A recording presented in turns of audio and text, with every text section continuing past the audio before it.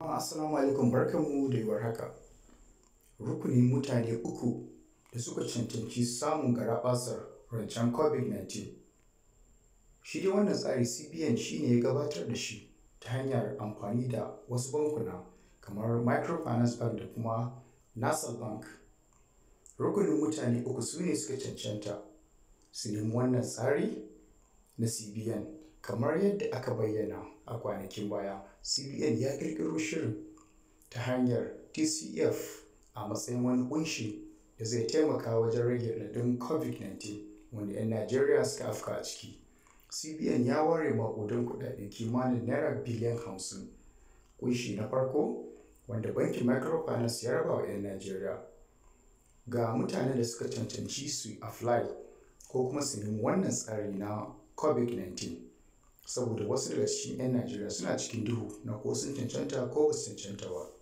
Na ɗaya, a jabin Microfinance Bank, magidanta 'yan Najeriya da suke da ƙwaƙwarar hujja da za ta nuna annobar ta shafi rayuwarsu sun cancanci su nemi wannan rancen na COVID-19. Na biyu, masana'antu.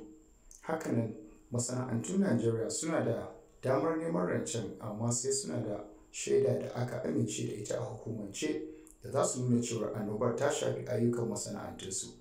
Na uku, ƙanana da matsakaitan masana'antu. Ƙanana da matsakaitan masana'antu da ke da tsari a banki suna da damar da za su iya amfani da ita wajen neman rancen TCF ɗin.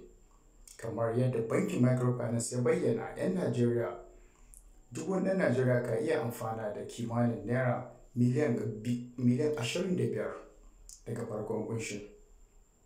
To, Allah ya ba mu ikon samun wannan tsari.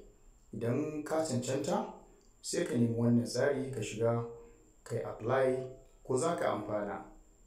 Muna godiya.